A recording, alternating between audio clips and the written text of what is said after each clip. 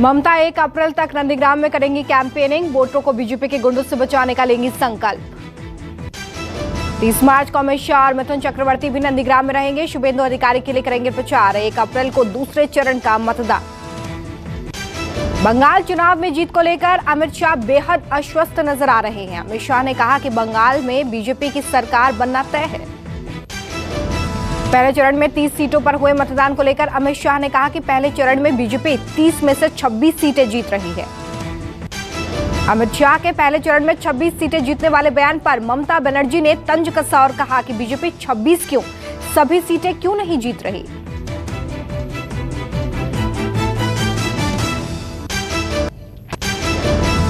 अमित शाह के 26 सीट जीतने के बयान पर बोली ममता बनर्जी, क्या अमित शाह ईवीएम के अंदर घुस गए हैं। अमित शाह ने कहा कि बंगाल में 84% और असम में 79% से ज्यादा मतदान होना ये बताता है कि जनता में भारी उत्साह है। अमित शाह बोले, बंगाल पहले चुनावी हिंसा के लिए जाना जाता था। इस बार दोनों जगह मतदान शांतिपूर्ण तरीके से हुआ, किसी की जान नहीं गई। एनआईए की टीम सचिन वाजे को मीठी नदी के पास लेकर गई। एनआईए को नदी में से नंबर प्लेट और डीवीआर समेत कई सबूत मिले हैं। माना जा रहा है कि डीवीआर को नष्ट कर नदी में फेंका गया था। नदी से 2 सीपीयू और एक हार्ड डिस्क भी मिली है। एंटीलिया केस में सचिन वाजे की मुश्किलें और बढ़ गई हैं। न्यूज 24 के हाथ रियाजुद्दीन सिद्दीकी का एक सीसीटीवी फुटेज लगा है। इस वीडियो में रियाजुद्दीन काजी को एक गैरेज से कंप्यूटर और डीवीआर ले जाते देखा जा रहा है। ये वही गैरेज है जहां पर स्कॉर्पियो के नंबर बदले गए थे। एंटीलिया के बाहर मिली स्कॉर्पियो के मालिक मनसुख हिरेन की हत्या केस में बड़ा खुलासा हुआ है। एंटीलिया जिलेटिन केस में सचिन वाजे मनसुख हिरेन पर गिरफ्तारी का दबाव बना रहा था। यह खुलासा होटल मालिक और कांस्टेबल ने किया है। महाराष्ट्र के गृह मंत्री पर संजय राउत के सुर बदले हुए नजर आए। संजय राउत ने यह कहा है कि अनिल देशमुख को गृह मंत्री का पद दुर्घटनावश मिला। अनिल देशमुख ने पलटवार किया, कहा सीएम उद्धव ठाकरे ने जांच का फैसला किया है, सच जल्द ही सबके सामने होगा। एनसीपी नेता नवाब मलिक ने अनिल देशमुख का बचाव किया। नवाब मलिक ने कहा कि मुझे नहीं लगता कि अनिल देशमुख एक्सीडेंटल गृह मंत्री हैं। सूत्रों के मुताबिक अहमदाबाद में अमित शाह से मिले शरद पवार। पूछने पर शाह बोले, ये बताने की बात नहीं। शाह की पवार से मुलाकात को महाराष्ट्र में सरकार चला रही महाविकास अघाड़ी के लिए खतरे की घंटी माना जा रहा है। एनसीपी नेता और महाराष्ट्र सरकार में मंत्री नवाब मलिक ने पवार और शाह की मुलाकात से इनकार किया। दिल्ली के शकूरपुर के इलाके में एक युवक पर ताबड़तोड़ 3 बार चाकू मारा गया है, जिसकी हालत नाजुक बताई जा रही है। अभी तक डॉक्टर चाकू निकालने में नाकाम रहे हैं। जख्मी युवक को अस्पताल में भर्ती किया गया है। एक चाकू युवक के आर पार होकर हाथ में फंसा रहा। घायल युवक के मुताबिक मैक्स नाम के एक लड़के ने ताबड़तोड़ चाकू से वार कर युवक को दौड़ा दौड़ा कर मारा। घायल वसीम उर्फ मोगली का यह कहना है कि प्रिंस नामक बदमाश ने उसको जान से मारने की कोशिश की। यूपी के नोएडा से पुलिस ने सरदार गैंग के सदस्यों को गिरफ्तार किया है। स्नैचिंग की 250 से ज्यादा केसों में तलाशी थी। दिल्ली पुलिस और यूपी पुलिस का लखनऊ में बदमाश से एनकाउंटर। 50,000 के नामी बदमाश के दोनों पैरों में लगी गोली।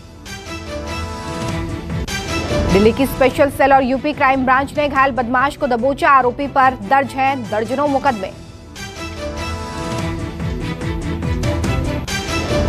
मध्य प्रदेश के धार में चौकी प्रभारी 2 लाख की रिश्वत लेते रंगे हाथों गिरफ्तार। 6 लाख की डील की थी।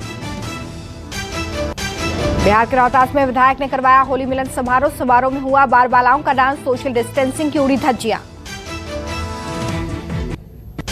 गुजरात के आईआईएम और आईआईटी में कोरोना विस्फोट। आईआईएम अहमदाबाद में छात्र और प्रोफेसर समेत 40 लोग कोरोना संक्रमित। तो आईआईटी गांधीपुर में भी 25 छात्र कोरोना पॉजिटिव मिले। महाराष्ट्र में तेजी से बढ़ रहे कोरोना केस को लेकर सीएम उद्धव ठाकरे ने स्वास्थ्य अधिकारी और कोरोना टास्क फोर्स के अधिकारियों के साथ की बैठक। सीएम ने कहा कि लोग अगर कोरोना के नियमों का पालन ना करें तो राज्य में लॉकडाउन की तैयारी के लिए रोड मैप तैयार किया जाए। कोरोना के बढ़ते कहर के बीच पूरे महाराष्ट्र में नाइट कर्फ्यू लगा दिया गया है। रात 8 बजे से सुबह 7 बजे तक सार्वजनिक जगहों पर धारा 144 लागू। महाराष्ट्र में सार्वजनिक जगहों पर लोगों के इकट्ठा होने पर 1000 रुपए तक का जुर्माना लगाया जाएगा। छात्रों की पढ़ाई पर भी बुरा असर डाल रहा है कोरोना। मध्य प्रदेश में कोरोना के चलते यूनिवर्सिटी की परीक्षाएं टली। पंजाब में पिछले 24 घंटे में 2900 से ज्यादा मामले। पिछले 24 घंटे में 69 लोगों की मौत। उत्तर प्रदेश में पिछले 24 घंटे में सामने आए कोरोना के 1446 नए केस। कोरोना से पिछले 24 घंटे में 3 की मौत। दिल्ली में कोरोना से पिछले 24 घंटे में 3.5 महीने के सबसे ज्यादा केस सामने आए हैं। 1881 मामले सामने आए हैं, 9 की मौत। महाराष्ट्र में पिछले 24 घंटे में 40,000 से ज्यादा नए केस। पिछले 24 घंटे में महाराष्ट्र में कोरोना से 108 लोगों की मौत।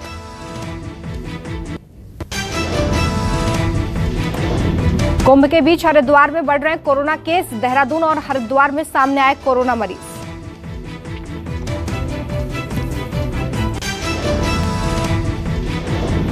कुंभ को लेकर 1 अप्रैल से 31 अप्रैल के बीच कुंभ का नोटिफिकेशन जारी। बिना कोरोना नेगेटिव रिपोर्ट के स्नान के लिए मनाही। होली और ईद को लेकर गोवा में भी नई गाइडलाइंस जारी। सभी तरह के सार्वजनिक समारोह पर रोक। हिमाचल प्रदेश में मुख्यमंत्री ने कोविड-19 पर हाई लेवल मीटिंग की है। स्कूल, कॉलेज, यूनिवर्सिटी 4 अप्रैल तक बंद रहने का आदेश। सीएम जयराम ठाकुर ने लोगों से अपील की और कहा कि लोग घरों में ही अपने परिवार के साथ होली मनाएं। होली के सार्वजनिक कार्यक्रम में न जाएं। दिल्ली से सटे गुरुग्राम में भी सख्ती। डीएम की तरफ से जारी निर्देश के मुताबिक सभी सार्वजनिक आयोजनों पर 29 मार्च तक प्रतिबंध। राजस्थान के जयपुर में परिवहन मंत्री प्रताप सिंह ने उड़ाई सोशल डिस्टेंसिंग की धज्जियां। होली उत्सव के दौरान भीड़ में लोगों के बीच जमकर डांस किया। कोरोना संक्रमण के लगातार बढ़ते मामलों के बीच राजस्थान सरकार ने आम लोगों से सोशल डिस्टेंसिंग बनाए रखने की अपील की थी, पर मंत्री ने ही गाइडलाइंस का पालन नहीं किया। टीम इंडिया ने तीसरे वनडे में इंग्लैंड को 7 रनों से हराया। 3 मैचों की सीरीज में 2-1 से किया कब्जा। टीम इंडिया ने इंग्लैंड को 330 रनों का लक्ष्य दिया था। इंग्लिश टीम नजदीकी मुकाबले में 322 रनों पर ऑल आउट हो गई। आईपीएल के 14th सीजन के लिए मुंबई इंडियंस ने लॉन्च की नई जर्सी। 9 अप्रैल को मुंबई इंडियंस और रॉयल चैलेंजर्स बेंगलुरु के बीच होगा पहला मुकाबला। गेंदबाज प्रसिद्ध कृष्णा के मुरीद हुए गावस्कर। टेस्ट मैचों के लिए कृष्णा को बताया शानदार गेंदबाज। सचिन तेंदुलकर के बाद यूसुफ पठान भी कोरोना पॉजिटिव। रोड सेफ्टी वाली सीरीज में सचिन के साथ लिया था हिस्सा। ट्वीट कर दी जानकारी।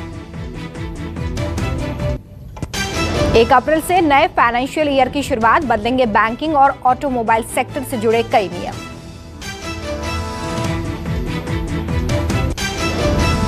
पेट्रोल डीजल की कीमतों में लगातार तीसरे दिन कोई बदलाव नहीं। राजधानी दिल्ली में पेट्रोल 90 रुपए 78 पैसे प्रति लीटर, तो वहीं डीजल 81 रुपए 10 पैसे प्रति लीटर पर बिक रहा। त्योहारों पर एसबीआई का तोहफा। बैंक ग्राहकों को देगी सस्ते लोन की सुविधा। स्पाइस जेट की देश भर में 66 रूट्स के लिए शुरू हुई नई उड़ान सर्विस। मिलेगी सीधी फ्लाइट। ट्राई ने जारी की बेवजह मैसेज को रोकने के लिए जरूरी कदम नहीं उठाने वाले 40 बैंकों की list. SBI, HDFC, ICICI bank भी लिस्ट में शामिल। आज Xiaomi का Mi 11 सीरीज से स्मार्टफोन होगा लॉन्च। स्मार्टफोन के साथ ही फिटनेस बैंड और लैपटॉप भी लॉन्च करेगी कंपनी। फिलिप्स ने लॉन्च किया 10 नया स्मार्ट टीवी। कम दामों में मिलेंगे शानदार फीचर्स। फेसबुक ने होली थीम अवतार स्टिकर किया लॉन्च। स्पेशल अवतार बनाकर अपने दोस्तों और रिश्तेदारों को होली विश कर सकेंगे यूजर्स। लॉन्च होने से पहले सैमसंग गैलेक्सी F02s की कीमत हुई लीक। जानकारी के मुताबिक 8,999 रुपए हो सकती है फोन की शुरुआती कीमत। 66वें फिल्म फेयर अवार्ड्स में इरफान खान को लाइफ टाइम अचीवमेंट अवार्ड से नवाजा गया है। अंग्रेजी मीडियम के लिए बेस्ट एक्टर का अवार्ड इरफान के नाम रहा। तापसी पन्नू को फिल्म थप्पड़ के लिए मिला बेस्ट एक्ट्रेस का अवार्ड। 66वें फिल्मफेयर अवार्ड्स में थप्पड़ को मिले कुल 7 अवार्ड्स। भाई आयान संग म्यूजिक एल्बम बनाएंगे इरफान खान के बेटे बाबिल। म्यूजिक एल्बम के जरिए पिता को देंगे ट्रिब्यूट। सोशल मीडिया पर शेयर की जानकारी। अक्षय कुमार की अपकमिंग फिल्म अतरंगी रे की शूटिंग पूरी। सोशल मीडिया पर फोटो किया शेयर। लाल रंग का सूट पहने जादूगर के लुक में आ रहे हैं नजर। ऋतिक और सैफ एक साथ बड़े पर्दे पर मचाएंगे धमाल। साउथ की super hit film Vikram Vedha के रीमेक में दोनों साथ नजर आएंगे। जो बाइडेन ने 2024 में फिर से चुनाव लड़ने का किया दावा। कमला हैरिस के दोबारा उपराष्ट्रपति पद का चुनाव लड़ने की जताई उम्मीद। जर्मनी में फिर कहर बरपा रहा है कोरोना। 14 दिनों के सख्त लॉकडाउन की तैयारी। ब्राजील में लगातार दूसरे दिन कोरोना से 3000 से ज्यादा मौतें। दुनिया का दूसरा सबसे संक्रमित देश बना। आइसलैंड में 800 साल बाद फटे ज्वालामुखी को देखने के लिए बड़ी संख्या में उमड़ी लोगों की भीड़। सड़क पर लगी वाहनों की 4 किलोमीटर लंबी कतार। म्यांमार में सेना के तख्तापलट पर विरोध प्रदर्शन कर रहे लोगों पर सेना ने बरसाई गोलियां। अब तक 300 से ज्यादा लोगों की मौत।